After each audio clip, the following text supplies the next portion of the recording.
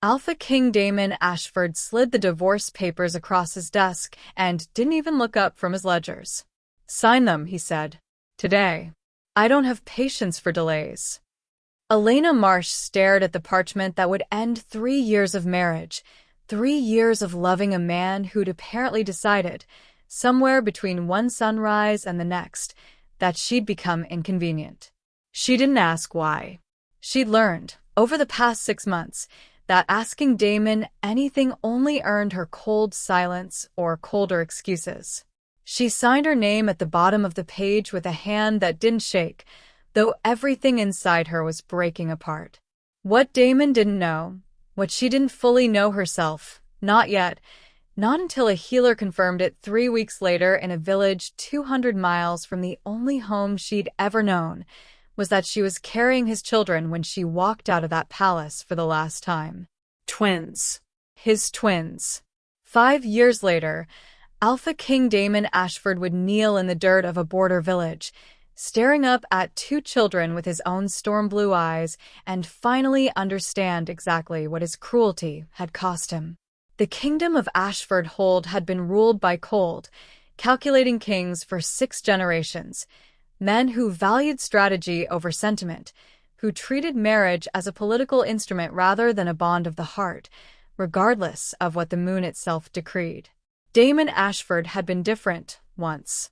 He'd fought for Elena Marsh against his own council's wishes, a woman from a minor merchant family with no political value to offer his throne, because the moon had chosen her and, for the first 2 years of their marriage, he genuinely believed that mattered more than anything his advisors could argue. Then his father died, and Damon inherited not just a crown but an ancient debt, a blood oath sworn 3 generations earlier to the neighboring Vasilov territory, a promise that bound Ashford Hold's throne to eventually seal an alliance through marriage should Vasilov ever call the debt due. They called it due the same month Damon's father was buried. Refusing meant war with a territory whose military strength dwarfed his own, newly inherited kingdom's forces. Damon told himself, standing over his father's grave, that a king's first duty was to his people's survival, not his own heart's preferences. He never told Elena the real reason for the divorce. He let her believe, through 6 months of cold silence and calculated distance, that he'd simply stopped loving her.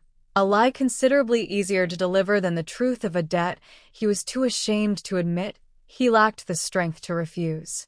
She left without a fight. He told himself that meant she hadn't loved him enough to fight for their marriage in the first place. He was wrong about almost everything that mattered. The morning Damon Ashford ended his marriage, he'd rehearsed the words for 3 days and still couldn't manage to look Elena in the eye when he finally said them. "The Vasilov alliance requires it," was as close as he came to an explanation, delivered flatly across the width of his study desk while Elena stood in the doorway, still wearing the soft gray dress she'd slept in, hair loose around her shoulders the way he used to love running his fingers through before dawn. "An alliance," Elena repeated, voice carefully controlled. "You're divorcing me for an alliance. It's necessary for the kingdom's survival. Look at me and tell me that's the only reason." Something in her voice cracked, just slightly. 3 years of marriage refusing to accept the cold stranger standing where her husband used to be. "Damon, please, whatever this is, we can find another way. We always find another way." He made himself meet her eyes then, because some part of him understood he owed her at least that much honesty, even if he couldn't manage the rest. "There isn't another way," he said. "The papers are on the desk. I need your signature by evening." Elena crossed the study slowly, picked up the parchment with hands that trembled despite her obvious effort to appear composed, and read through the formal, clinical language that would end everything they'd built together. "You won't even tell me why," she said quietly. "After 3 years. After everything. You're just going to let me walk out of here believing I simply wasn't enough to keep." "Elena." "Don't." She held up a hand, the gesture final in a way that stole whatever explanation Damon might have finally found the courage to offer. I signed on for a marriage, Damon. Not for a husband who disappears into cold silence the moment something becomes difficult. If you can't trust me enough to tell me the truth, then maybe you're right. Maybe I never was enough to keep. She signed the papers on his desk without sitting down, without another word, her handwriting steady despite everything Damon could see breaking behind her carefully composed expression. He watched her walk out of his study, out of the palace, out of a marriage he'd told himself. Over and over through 3 sleepless nights, he was ending to protect his kingdom. He didn't know, watching her disappear down the palace's front steps for the last time, that she was already carrying proof that his sacrifice had cost him something considerably more precious than the alliance he'd told himself he had no choice but to secure. Elena discovered the truth 3 weeks later, in a small village clinic 200 miles from Ashford Hold, doubled over with nausea she'd initially attributed to grief and exhaustion from the road. "You're pregnant," the village healer told her, an older woman with kind eyes and flour-dusted hands, not unlike Elena's own mother's had once been. "Roughly 6 weeks along, from what I can tell. And unless I'm very mistaken, dear, you're carrying twins. I can feel 2 distinct heartbeats." Elena sat in stunned silence for a long moment, one hand pressed to her still flat stomach, grief and shock and something achingly close to hope tangling together in her chest. Damon's children, growing inside her, entirely unaware of everything that had happened in the weeks since she'd signed away her marriage to a man who couldn't even look her in the eye long enough to explain why. "Does the father know?" the healer asked gently. No. Elena's voice came out steadier than she expected. "And he's not going to. Not until I understand exactly what I'm walking into if I tell him." She'd spent 3 weeks turning over every scrap of information she'd gathered before leaving Ashford Hold. Servants' whispers about Vasilov's messengers arriving in the weeks before her divorce, fragments of conversation she'd only half-registered at the time, now suddenly clicking into a pattern that made her blood run cold. Alliance. A debt owed to Vasilov territory. A marriage Damon had apparently been forced into accepting, rather than freely choosing. If that was true, if Damon had ended their marriage not because he'd stopped loving her, but because some ancient political obligation had left him no other option, then returning to Ashford Hold with news of his children meant walking directly into whatever dangerous political situation had cost her the marriage in the first place. Elena made her decision that same afternoon, sitting alone in the small village clinic with a hand still pressed protectively over her stomach. She would raise these children herself. Somewhere far from Ashford Hold's politics, somewhere Vasilov's alliance and Damon's obligations could never touch them, until she understood enough to make a safer choice than simply walking back into danger with 2 unprotected infants. She traveled another 100 miles before finally settling in Thornwick, a border village remote enough that news from Ashford Hold rarely reached it, and there, 5 months later, gave birth alone to a boy and a girl with her own dark hair and their father's unmistakable storm blue eyes. She named them Asher and Wren, and she raised them, over the following years, to be strong enough that no political obligation would ever again have the power to strip anything precious away from them without a fight. 5 years of marriage to Vasilov's Princess Katerina had taught Damon Ashford exactly how little political alliances resembled the genuine partnership he'd once shared with Elena. Katerina was intelligent, ambitious, and utterly indifferent to him beyond what his throne could offer her family's expanding influence, a marriage of careful mutual tolerance rather than anything approaching warmth, precisely the kind of arrangement Damon had told himself 5 years ago, a king should learn to accept as simply the price of duty. The alliance had secured Ashford Hold's borders exactly as promised. It had also, gradually, hollowed out something in Damon that he suspected, in his more honest moments, had never properly healed since the morning he'd watched Elena walk down his palace steps for the last time.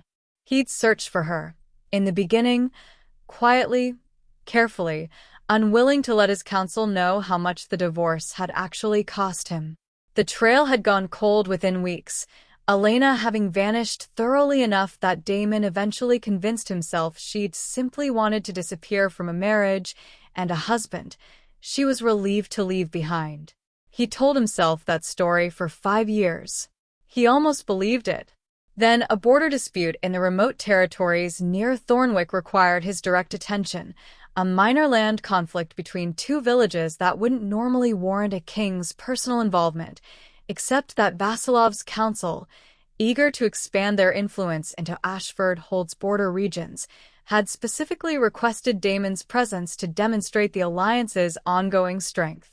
He rode into Thornwick's village square on a gray autumn morning, tired and increasingly disillusioned with a throne that had cost him considerably more than he'd ever anticipated when he'd first accepted its weight, and nearly collided with 2 children racing through the market stalls, laughing with the kind of uncomplicated joy Damon couldn't remember experiencing in years. He might have simply continued past them entirely, lost in his own weary thoughts, if the boy hadn't turned at exactly the wrong, or perhaps exactly the right, moment, storm-blue eyes meeting Damon's own with a shock of recognition neither of them fully understood yet. "Asher," a woman's voice called out, sharp with sudden alarm. "Come here. Now." Damon's entire body went still. He knew that voice. He'd spent 5 years trying and failing to forget it. Elena Marsh stood at the edge of the market square, 5 years older, her dark hair pulled back in a practical braid, wearing the simple, sturdy clothes of a woman who'd built an entirely self-sufficient life out of necessity, and staring at Damon Ashford with an expression that held far too many conflicting emotions for either of them to easily name. Her name came out of him rough, disbelieving, 5 years of careful denial collapsing in a single moment. "Your Majesty." The formal address landed like a slap, deliberate and precise. "I wasn't aware Ashford Holt's king traveled this far into the border territories." A land dispute. Damon's gaze moved, helplessly, to the boy still standing beside him, storm-blue eyes wide with confused curiosity, and then to the girl who'd appeared at Elena's side, dark-haired, sharp-featured, watching Damon with a wariness that seemed considerably too old for a child her age. "Elena." "Are these Asher and Ren?" Elena said, cutting him off, her voice carefully controlled despite the tension visible in every line of her posture. "My children." "Our children," Damon said quietly, the math already completing itself in his mind with devastating clarity. 5 years. The timing lined up with a precision that left no room for doubt. "Elena, please." "Tell me they're mine." Something in Elena's careful composure cracked, just slightly, 5 years of guarded solitude straining against a confrontation she'd clearly hoped never to face. "Does it matter?" she asked. "You sign away any claim to that answer the day you handed me divorce papers, without a single word of real explanation." "It matters," Damon said, voice breaking on the words. "Elena, it matters more than anything has mattered to me in 5 years." The children watched this exchange with growing confusion, young Ren tugging at her mother's sleeve. "Mom? Who is he?" Elena's jaw tightened, old protective instinct visibly warring with the reality of a confrontation she could no longer avoid. "He's someone I used to know," she said carefully. "A long time ago." "That's not true," Damon said, before he could stop himself, desperation overriding whatever caution 5 years of practice distance should have taught him. "Elena, I am so sorry.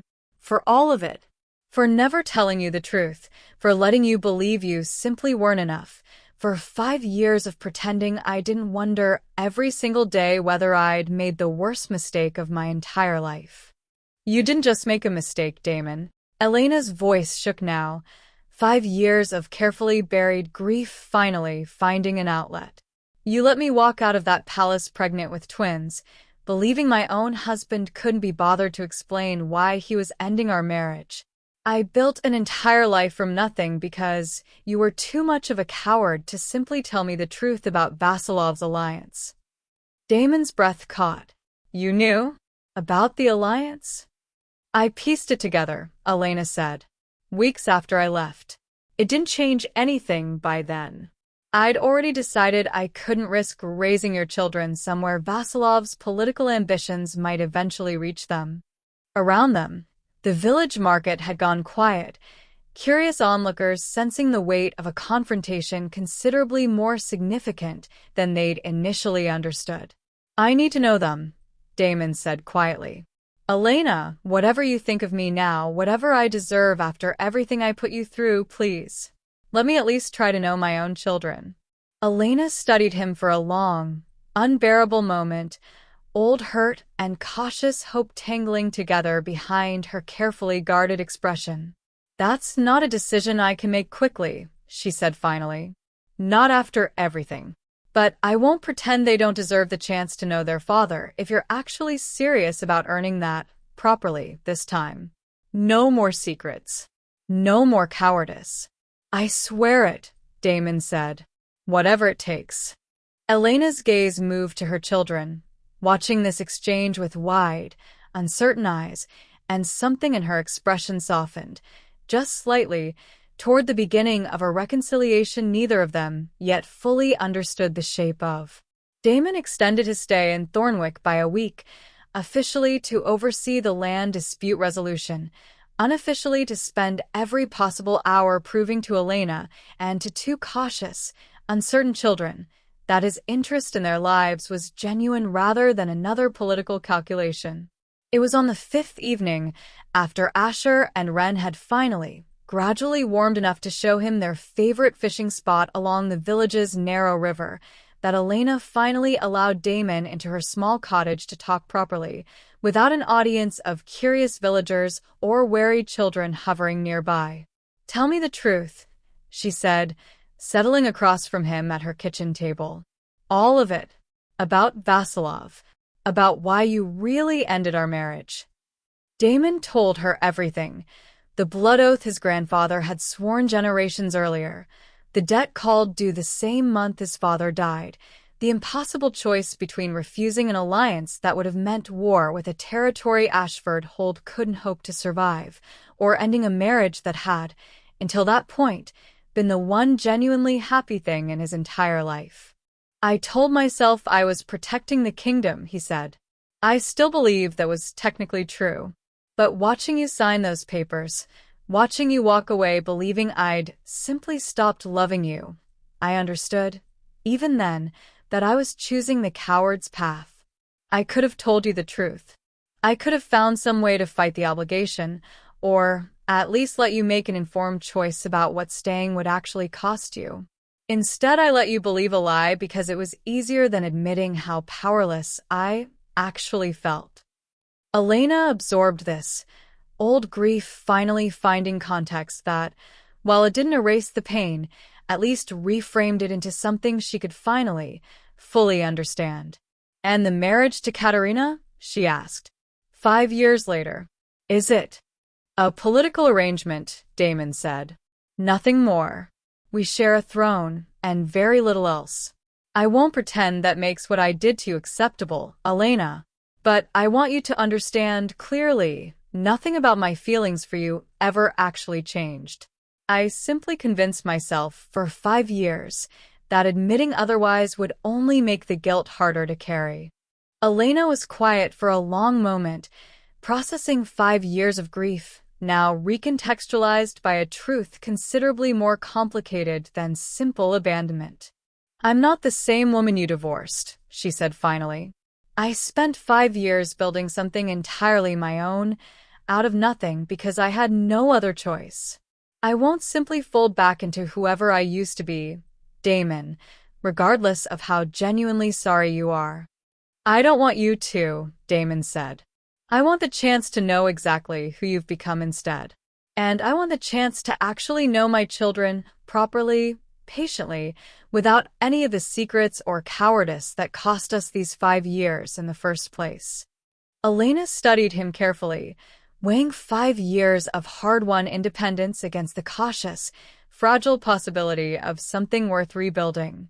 Asher and Ren come first, she said finally. Whatever happens between us, whatever this eventually becomes or doesn't become, their well-being is the only thing that actually matters to me now. Agreed, Damon said immediately, completely and without condition. It wasn't forgiveness. Not yet. But watching Elena's careful composure soften, just slightly, towards something that resembled cautious hope, Damon allowed himself, for the first time in 5 years, to believe that whatever he'd broken between them might not be entirely beyond repair. Damon's growing involvement in Thornwick didn't remain secret for long, and within a month, word had reached Ashford Holt's palace, carried, inevitably, by one of Vasilov's own informants, straight into Queen Katerina's carefully attentive ear. She summoned Damon to her private chambers the moment he returned to the capital, her composure, as always, perfectly controlled, though something colder than usual sharpened her voice. "You have children," she said, without preamble. "With your former wife. Twins, apparently, conveniently discovered in a border village 5 years after your divorce." "They're not a convenient discovery, Katerina.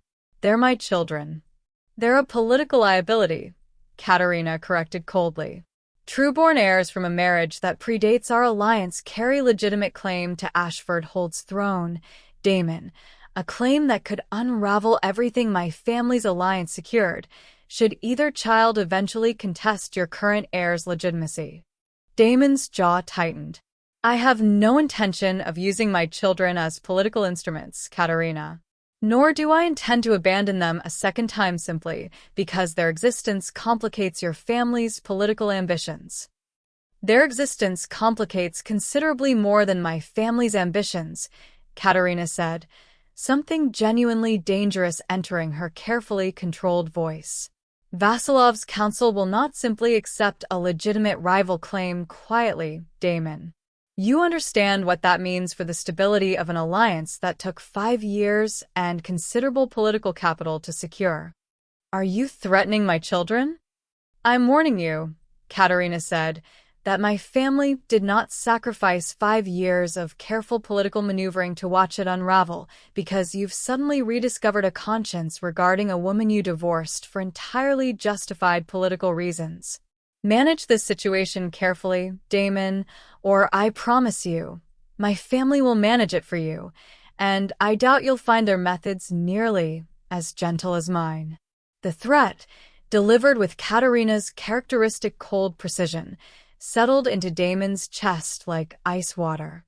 He'd spent 5 years believing his marriage to Katerina, whatever its emotional emptiness, had at least secured genuine safety for his kingdom. He understood now, with dawning horror, that it had simply replaced one danger with another, one considerably more directly threatening to the children he'd only just begun, tentatively, to know. He rode back to Thornwick within the week, urgency overriding whatever careful patience he'd initially intended to bring to rebuilding trust with Elena. "You need to leave the border territories," he told her, the moment they were alone in her small cottage. "Somewhere further from Ashford Holt's reach. Somewhere Vasilov's influence can't easily follow." Elena's expression sharpened with immediate alarm. "What happened?" "Katerina knows about Asher and Ren," Damon said grimly. "And Vasilov's council isn't going to simply accept 2 legitimate heirs existing outside their control, not after everything they've invested in securing this alliance's succession." Elena's hand moved instinctively toward the doorway, where her children's laughter still drifted in from the yard, old protective fear hardening into fierce, immediate resolve. "Then we don't run," she said. "I spent 5 years running, Damon, building something from nothing, because I had no other choice. I am done letting fear dictate where my children are allowed to feel safe. Elena, if Vasilov decides your children are a genuine threat to their political interests, Then we face that threat directly, Elena said, instead of spending the rest of our lives looking over our shoulders. If you're genuinely serious about being their father, Damon, then help me protect them properly. Not by running. By finally, fully confronting whatever danger your alliance's politics actually pose. Damon studied her, old admiration mixing with fresh urgency, understanding that whatever came next would require considerably more courage from both of them than either had yet been asked to summon. The attack came 3 weeks later, swift and carefully orchestrated, precisely the kind of deniable political maneuver Damon had learned, over 5 years of marriage to Katerina, that Vasilov's counsel favored above cruder, more traceable methods. Elena's cottage was empty when the disguised soldiers arrived, a stroke of fortune rather than careful planning, Elena having taken the children into the village proper for a healer's routine checkup. But the message left behind, a Vasilov dagger driven deliberately through the cottage's front door, needed no further explanation. "They know we're not going to run," Damon said grimly, examining the dagger in the cottage's ransacked main room, Elena standing rigid beside him. Asher and Wren kept carefully out of sight with a village healer. "This isn't an assassination attempt. It's a warning." "A warning to do what, exactly?" Elena's voice shook with barely controlled fury. "Surrender my children to whatever fate keeps their political ambitions intact." "I don't know yet." Damon's jaw tightened. "But I intend to find out precisely how far Vasilov's council is willing to go, and I intend to make certain they understand exactly how costly that path will become for them." He summoned his most trusted advisors within the day, alongside Ashford Holt's chief military strategist, and began, for the first time in 5 years, actively investigating the true scope of Vasilov's influence over his own council, influence that had, he discovered with mounting horror, extended considerably deeper into his kingdom's affairs than he'd ever fully understood. "Katerina's father has been positioning loyalists throughout your military command structure for years," his chief advisor reported, several days into the investigation.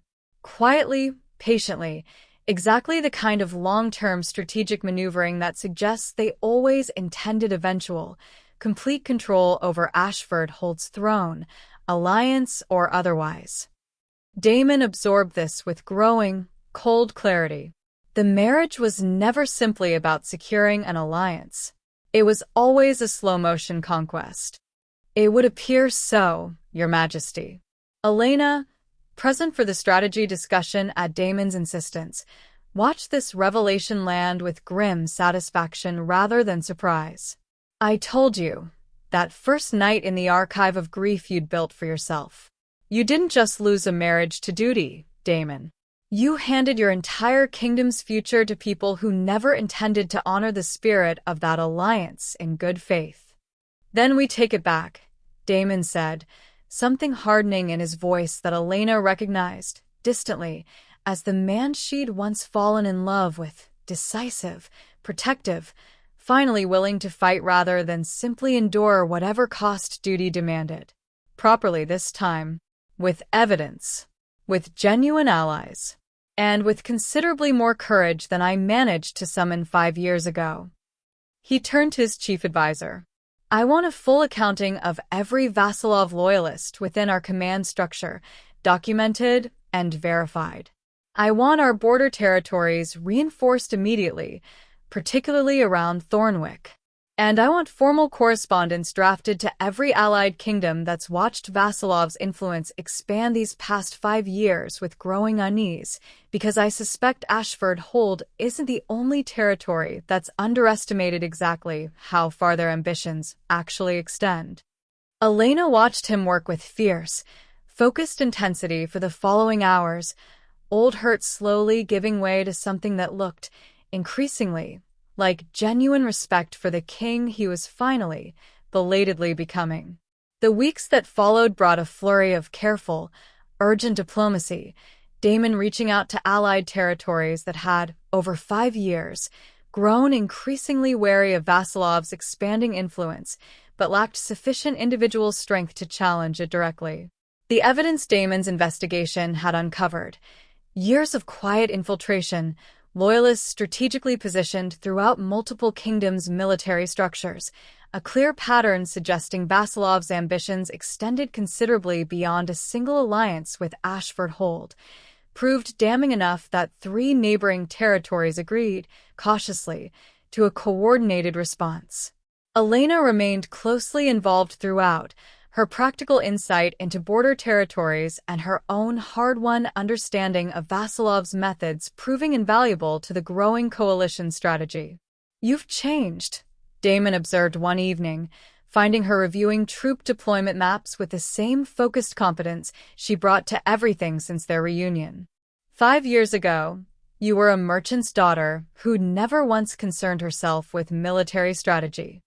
5 years ago, I had the luxury of never needing to, Elena said, not looking up from the map.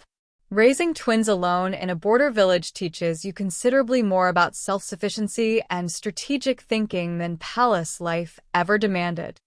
"I'm sorry," Damon said quietly, "for every part of what those 5 years cost you. I know I've said it before, but I don't think I can say it enough."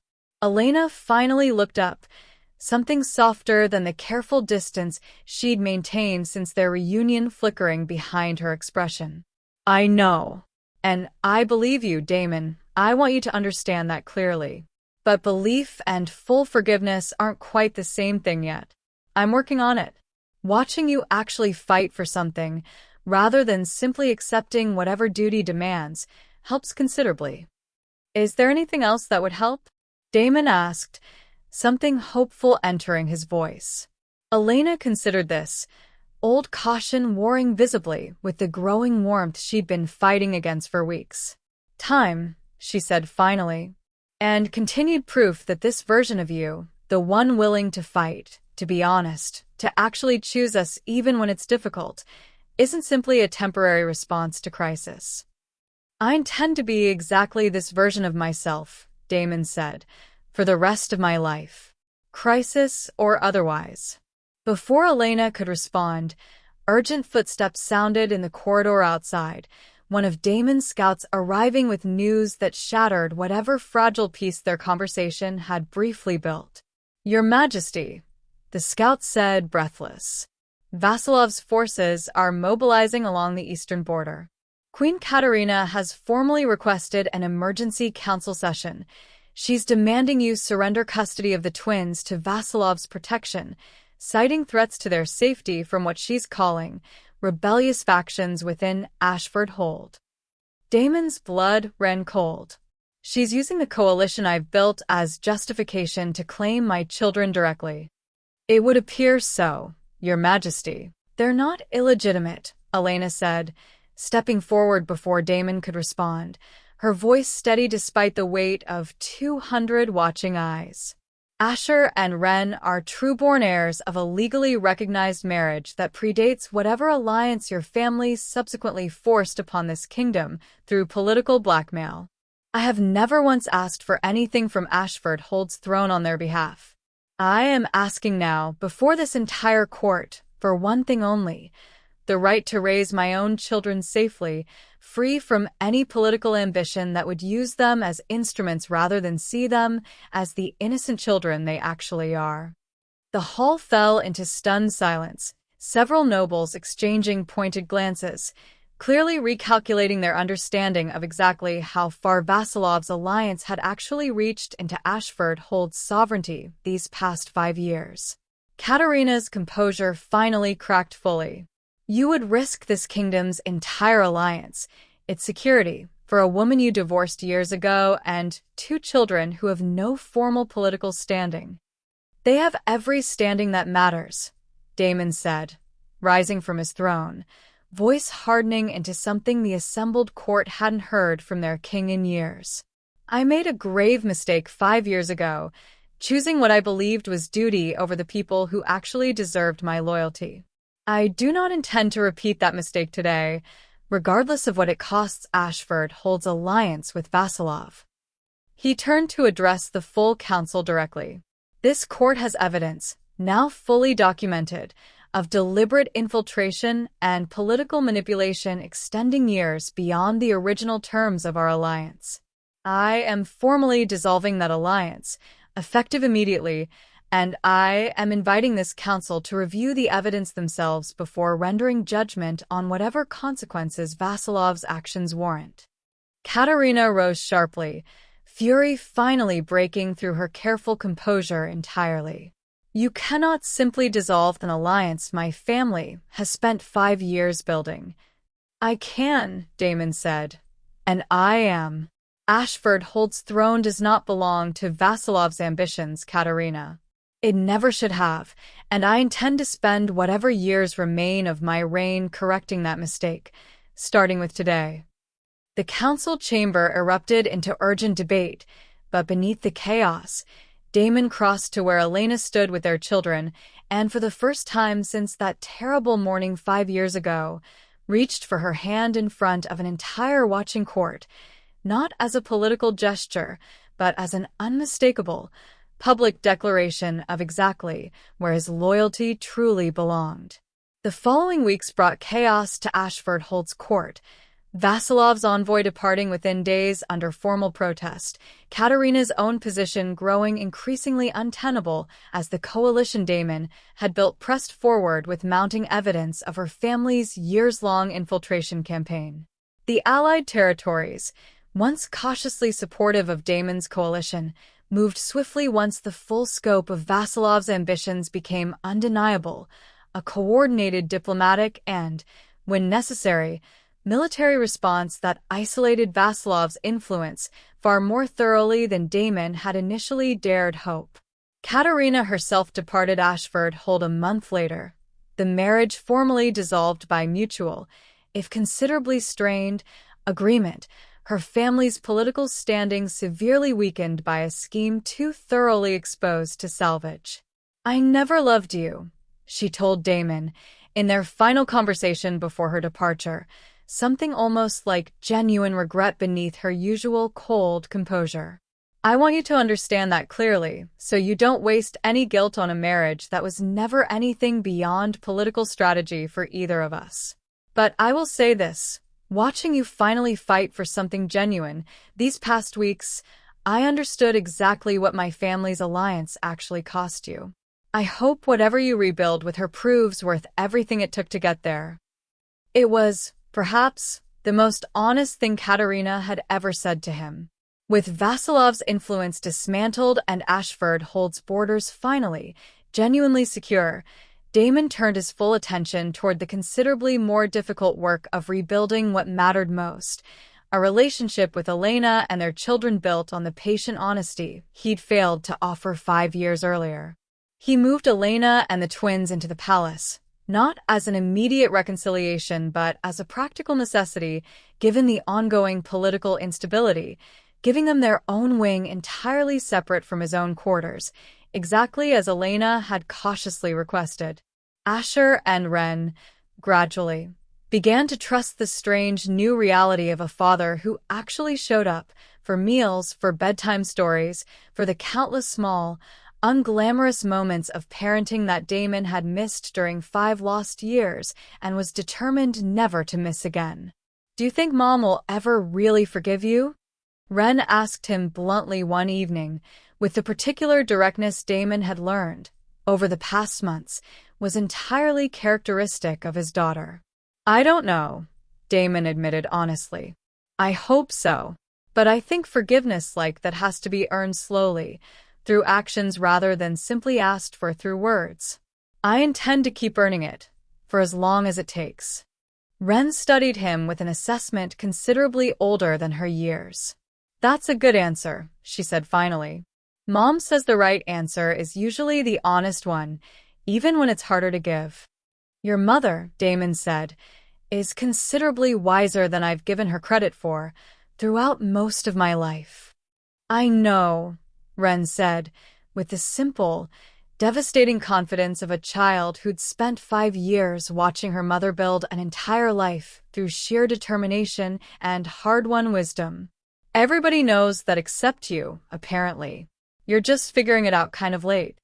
Despite everything, despite 5 lost years, a dissolved alliance, a kingdom still recovering from the aftershocks of Vasilov's exposed ambitions, Damon found himself laughing, genuinely and completely, for the first time in longer than he could clearly remember.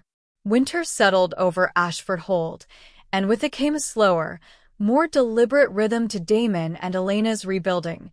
No grand gestures, no dramatic declarations, simply months of patient, consistent effort that gradually, carefully, began restoring something Damon had once believed entirely beyond repair.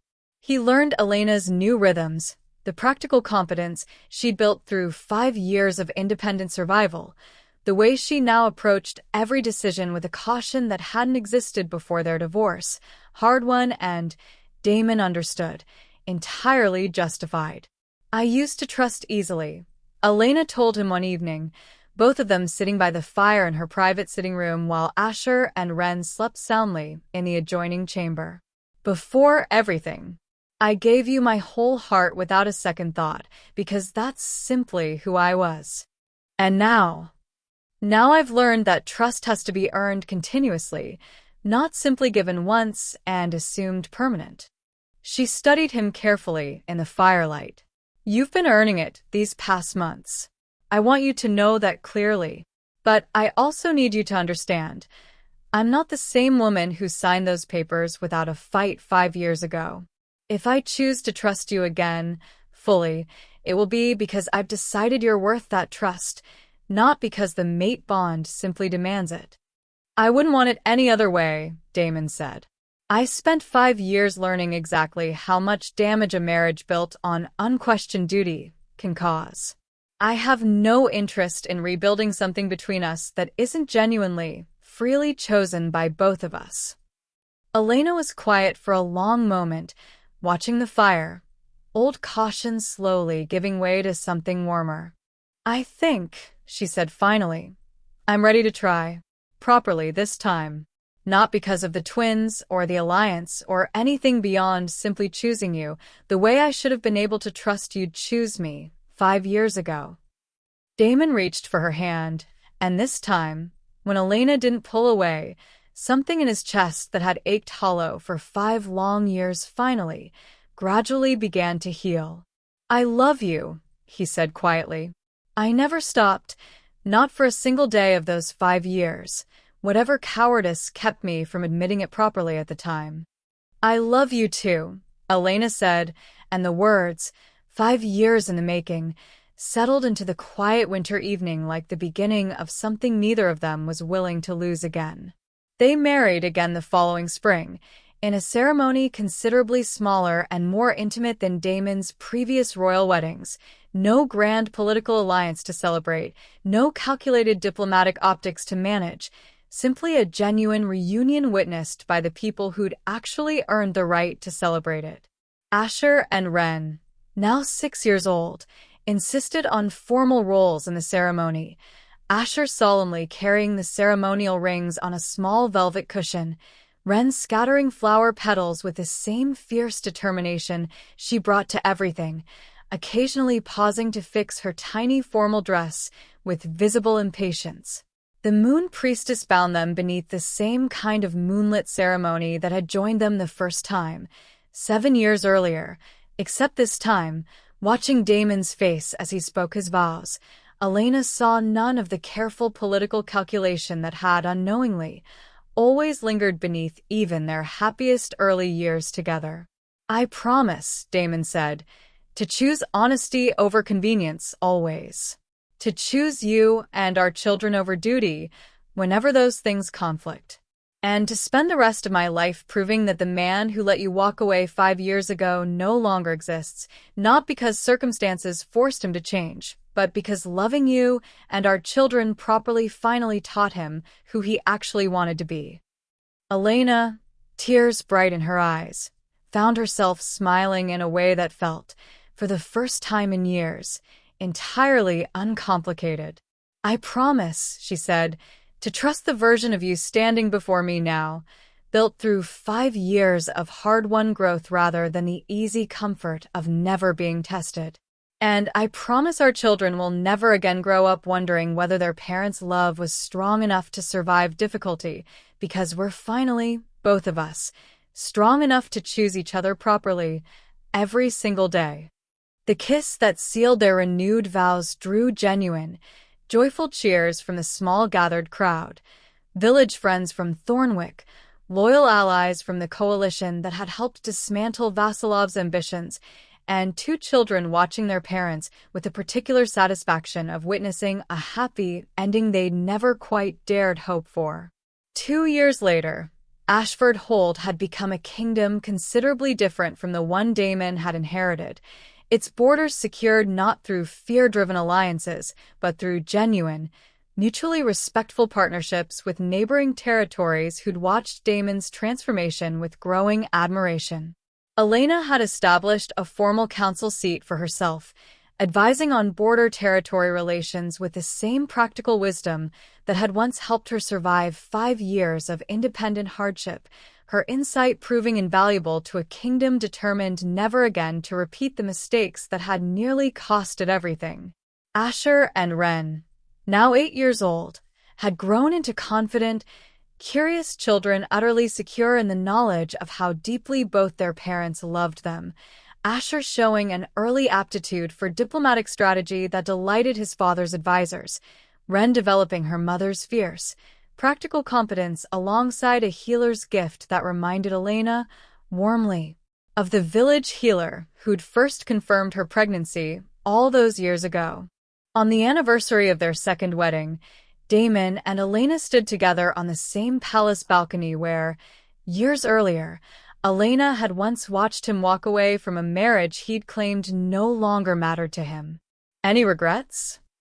Elena asked, echoing a question she'd once posed in an entirely different context, years before this particular happy ending had seemed even remotely possible.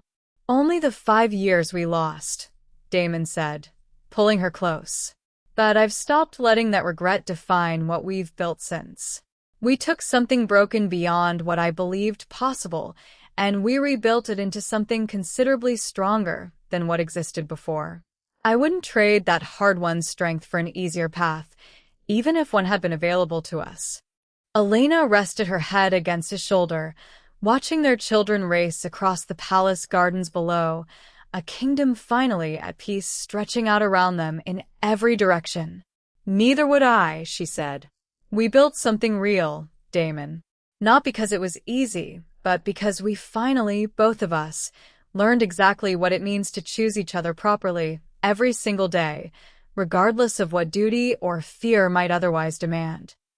Above them, the moon rose full and silver over a kingdom finally, genuinely healed, and for the first time since that terrible morning 5 years ago, Elena Marsh felt the last remnants of old grief settle completely into peace. The end.